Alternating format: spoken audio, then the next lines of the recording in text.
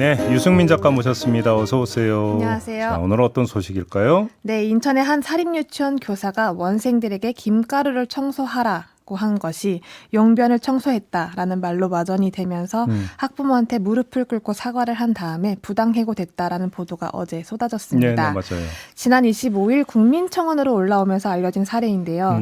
이 제목이 유치원 원장, 원감의 갑질과 괴롭힘으로 쓰러져 가는 교사를 구제해달라라는 제목이었습니다. 예. 이 제목대로 과연 구제가 가능할지 취재를 해봤습니다. 일단 당시 상황은 어떻게 된 거죠? 보도 나온 그대로 맞습니까?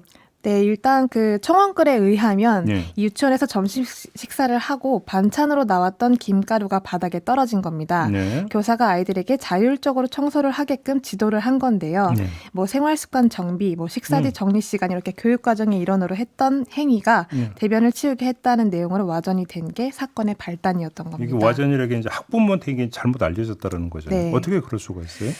그게 뭐 김가루를 청소하는 과정에서 원생이 바지에 실수를 하는 바람에 냄새가 교실에 퍼졌고 다만 그 교실이나 복도에는 용변이 묻은 건 아니었지만 네. 뭐 아이가 학부모한테 전달하는 과정에서 오해가 생긴 걸로 추정이 되고 있는 상황입니다. 예. 다만 학부모가 당일 오후에 유치원에 찾아가서 우리 아이가 유치원에서 대변을 치웠다고 하는데 CCTV를 보여달라라고 요청을 했고 이 CCTV 영상에는 아이들이 김가루를 청소하는 장면이 담겨 있었다고 합니다. 아니, 그럼 거기서 끝났으면 되는 거잖아요. 그래야 하는 건데요. 네.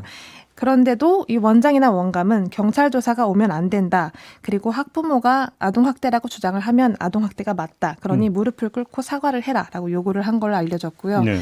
결국 교사가 10여 명의 학부모 앞에서 무릎을 꿇고 사과를 했고 원장은 그 학부모들 앞에서 교사가 해임되는 건 당연하다라는 식으로 얘기를 해서 결국 해임 처리가 된 걸로 알려져 있긴 합니다. 그럼 지금까지 이제 그 전해주신 내용이 청원글에 이제 대부분 담겨 있는 그 내용인 거죠. 예, 그렇습니다.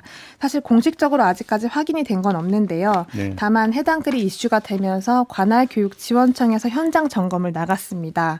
그래서 추가로 감사가 필요하다고 판단이 되면서 오늘 그 시교육청 감사팀이 해당 유치원으로 감사를 나간다고 했는데요. 네.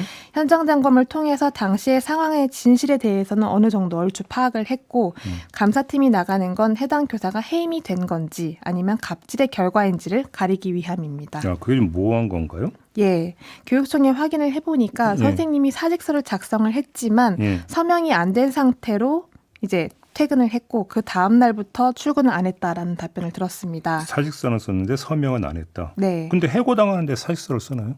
그렇죠. 그게 좀 모호한 부분인데요. 결과적으로 교육청으로 해임 보고 자체가 올라오지 않았기 때문에 좀 애매한 상황인 겁니다. 네. 근데 해임이라는 거는 일방적으로 통보 사항이기 때문에 네. 본인이 사직서를 쓸 이유가 없죠. 말씀하신 대로. 네. 만약 강압적으로 사직서를 작성하게 만든 거다라고 한다면 그건 해임이 아니라 갑질 그리고 괴롭힘에 해당이 되는 겁니다. 관련 내용을 한번 노무법인 오늘의 문가람 노무사 이야기로 들어보시겠습니다. 지금 상황에서 법상으로 해고가 발생한 게 아니죠. 네. 몇 월 며칠자로 넌 그만둬야 된다. 너 그만 나와라. 이렇게 해야 해임이 발생을 한 거고 지금 그런 통보가 없었기 때문에 이거는 사직을 유도한 거죠. 물론 그 원장 입장에선 사직을 권고했다고 보겠죠. 그러니까 사직을 유도한 거면 해임이 아니라 갑질에 해당이 된다. 네. 근데 갑질이라는 게 확인이 되면 네. 구제를 받을 수 있는 겁니까? 그 부분이 지금 가장 큰 문제인데요. 예. 사립학교법 52조를 살펴보면 사립유치원 교사의 자격에 대한 내용이 나옵니다. 예. 국립학교 교원 자격에 관한 규정에 따른다라고 되어 있는데요. 예. 다만 제한이 있습니다. 예.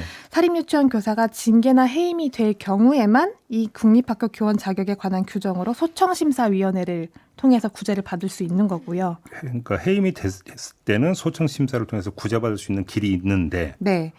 다만 괴롭힘이나 갑질에 해당을 하면 이런 절차를 받을 수조차 없는 겁니다. 그래요? 네. 다시 한번 말씀을 드리자면 그 징계나 해임이 될 경우에만 규정이 있는 거고 갑질이나 괴롭힘이 발생한 경우에는 규정 자체가 없는 거죠.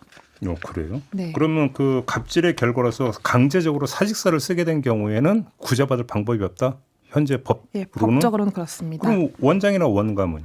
원장이나 원감은 사립학교법에 의해서 징계나 해임을 요구할 수 있습니다. 그래서 교육청에서 감사를 나가는 건데요.